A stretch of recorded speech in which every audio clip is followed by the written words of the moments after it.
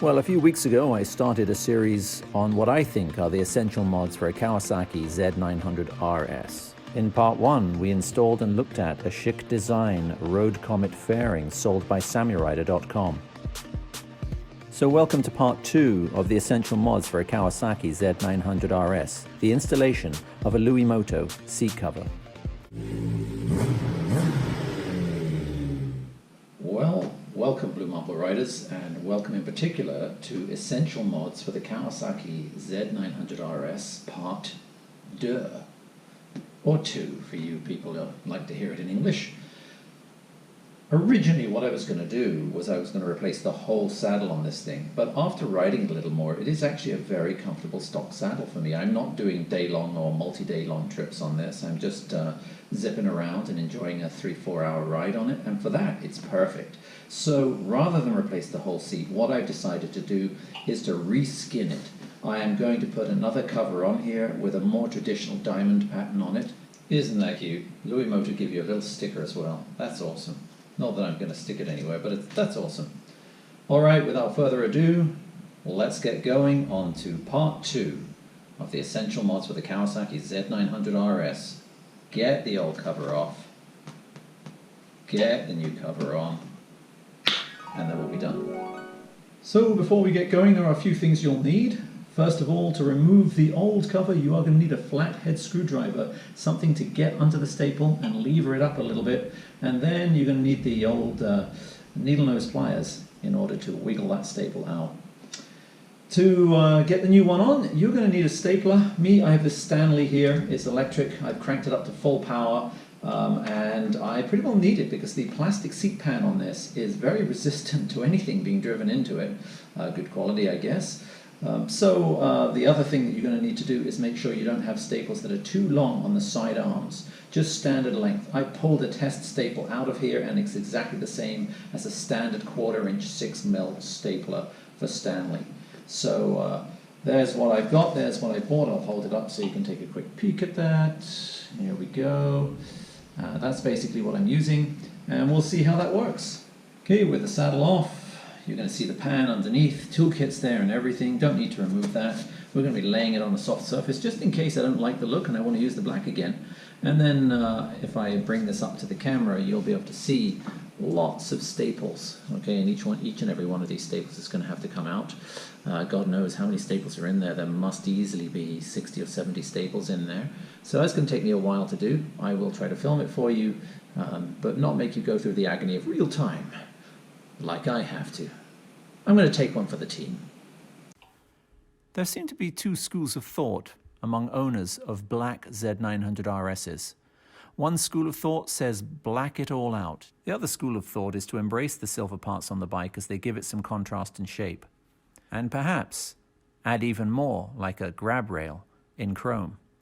But me, I'm somewhere between the two. I like the silver parts. I think they give the bike some context and some contrast, but I also don't want to go over the top with chrome. Hence the different seat color. And that, I believe, is all the staples out of here. I didn't count them, but they're a lot, and they're all out. Next thing I'm going to do, of course, is unscrew the 2 bolts that hold the strap on there. Believe it or not, some silicone lube.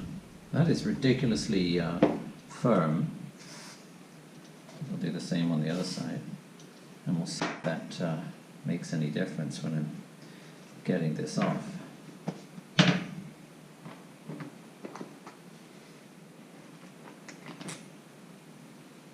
Quite long threaded, those things. Okay, strap is off. I wonder if I've done the right thing by getting rid of this. We shall see. I should say this is not leather, this is marine grade vinyl. It should be waterproof. I am though going to put the moisture barrier in just to make sure. It's technically for suede seats, but who knows, I'm not sure about stitching and so on. I've never had one of these Luimoto seat covers before, so it could be a good plan to put that in. Second is, I actually didn't need to take off the original cover. They do say if you wish, you can install this over the top of the old cover. I chose not to. Might be easier for you if you want to, especially if you want a little more seat height. You're going to get 3-4 mils from that. And to place the ends on, all I'm doing is feeding this in, and then to crimp back down these two metal bits. Okay, so these two metal bits are sticking out here. I hope you can see that. To crimp them down like that, I'm just putting them in a vise. I guess you could use pliers. I've got a piece of towel in the vise so that it doesn't mark up the metal. But if you use pliers, be careful. You might end up, causing issues. If you take these, for instance, and try to crimp them like that. So just a tip, you might want to put it in a vise. Make sure you got the hole lined up. It's quite dark and clear and easy to see. And then vise it and crimp it. I must say, it really looks like leather. I'm amazed. I love leather. And this is a very, very good reproduction of leather. You would not guess this wasn't leather. Even to the touch, it's pretty good. Anyway, there it is crimped on. That's the strap done. Now comes the hard work of getting this on. There's a very definite way to do it. You start at the back. You're going to need a bulldog clip to clip that in. And then you're going to be stretching it forward, fitting it over the front. Okay, once you've got those centered, I'm going to show you there are two little V's cut into the fabric and two little lines on the seat pan that you must line up to get it centered. When you've done that and you've got it stretched this way, you're going to start tucking it under here. We'll talk about where the first staple goes, hopefully not in your forehead or your thumb. At this point, several hours elapsed as I tried to get this to work. And I started to wonder if I had made a mistake. My beloved black seat cover. Well, hello. And I know what you're all thinking. What the heck are you doing with the cover on? Just a minute ago you were taking the black one off and you said you'd speed it up and go through it. Well, that was before I started putting the cover on. 5 hours and a day later, it's on. The long and the short of it, this is not something I would recommend to anyone with anger issues, a foul mouth, or a short temper. This took an incredible amount of patience, and it took two of us. So while I'm glad with the finished product, and it's looking really good, I'll show you it on the bike in a little bit, the actual process of getting this on is nowhere near as easy as the Luimoto videos would have you think. The other thing you will have noticed if I move the seat to one side is the plethora of new tools that have suddenly appeared since we last chatted. A drill, you say. Yep, a drill. That was to gently make a hole in the fabric so I could screw this in. This strap, once this whole thing was on, was a good inch too long. It was very, very loose. I was not impressed with the Luimoto quality on that, the measurement. The other thing is you'll notice quite a few excess strips here, no problem, but it was rather large. Now, as I said to you before, the choice is that you can actually lay this right over your old seat. Having done this, I wouldn't do that, but it's big enough for you to be able to do that. So the long and the short of it, what is it? Well, a lot more tools. You're certainly going to need clips, especially if you're trying to do this by yourself, which I absolutely wouldn't recommend unless you are an upholsterer. A profession I now have an incredible respect for.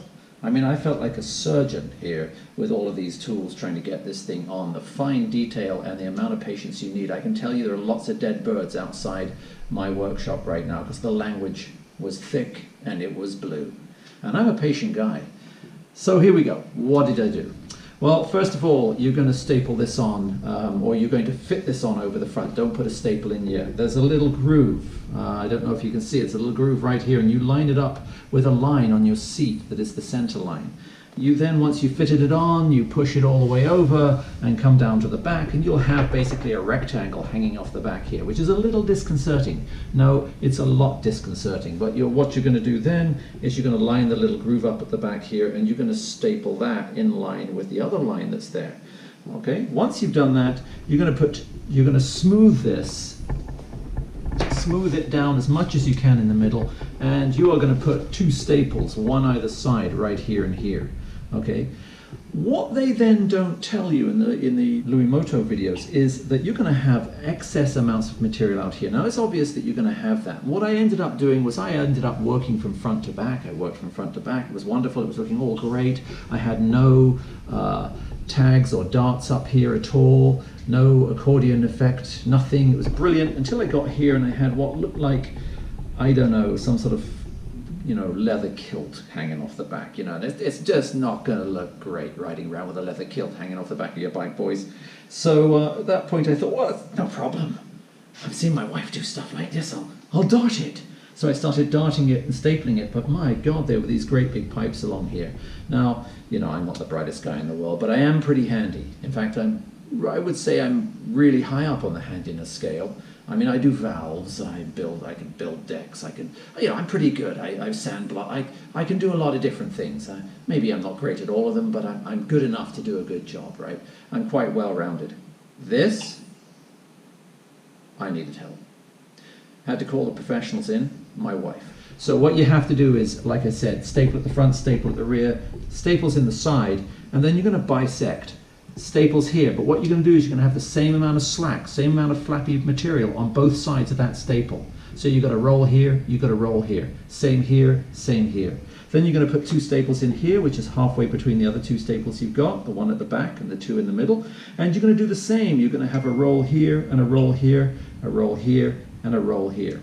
And you're going to keep going, bisecting that roll and smoothing down. So you basically, while you're putting those staples in, you're clipping one side like this, and then you are basically stretching it down here, stretching it, stapling it, and then pulling this down here, pulling it hard, and stapling really, really hard into there.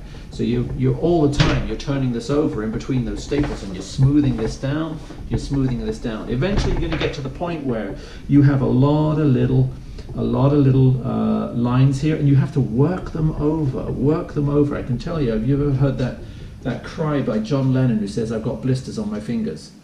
Well, that is exactly how this felt. I'm being frank and honest with you guys. I wouldn't do this twice. I'm never doing this again.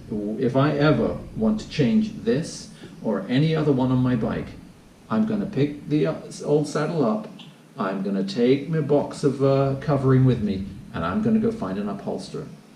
But anyway, you keep going, you keep pushing all of this in, and you can see at the back the number of staples that you have to use as you keep pulling.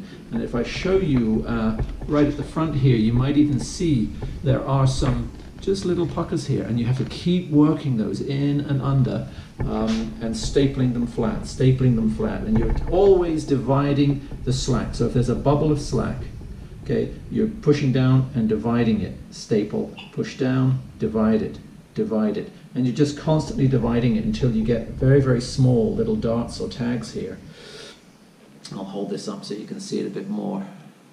Very small darts or tags, and then you can see the number of staples. And if you go to the while it doesn't look great, this is actually how they all end up looking. Even if you go to the Luimoto video site, you will see that they end up having a lot of staples in there.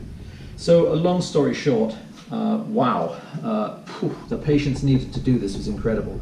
Finally, as I said, you'll notice inside here, inside the cover, when you put it on, there's a hole, not a hole, but a little circle, a black circle on a sticker that shows you exactly where it should go.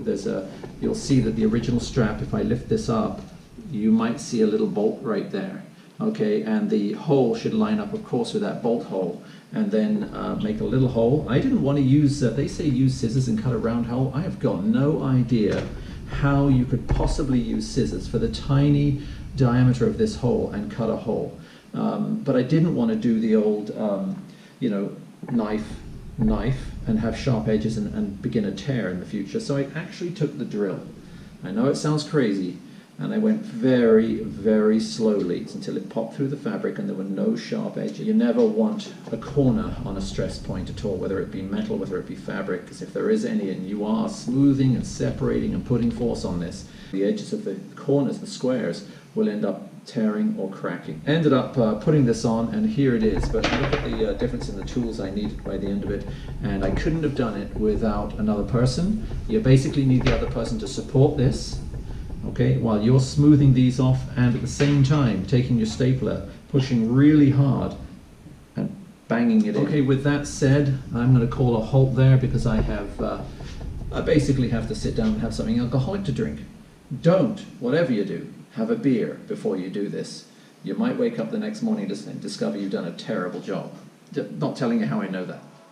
Well, as you can see, she fits a treat. She fits perfectly. There's no weird changes or angles or any lifts or any gaps that weren't there before. So I'm really happy with that. I'm loving the look. I'm noticing on the camera it's coming out a little lighter than it really is in real life. I got the dark brown vintage version, not the light brown version. For those of you who are interested, there is a black version of this too, which I just think looks more authentic than the more plasticky looking seat that came with it. This isn't real leather, but it looks, to my eyes, really, really good. I love the diamond pattern, and I'm loving the plain rear end on it too as well, sort of a cafe look to it. So I really quite like that. I'm going to go out tomorrow on my Z900RS, and I'm going to let you know, all those people, in part 1 when I did the mods to the Kawasaki, I did say that I would go out and tell you what's it like on the highway. Is that Samurai Rider Road Comet deflecting the wind off of my chest, and is it causing any buffet? So I'm going to let you know that very shortly. So all you people who did email me or comment underneath the last video, hold your horses. I'll get back to you on it really, really soon. I'll make it a priority to post that one before I post other things. Cheers.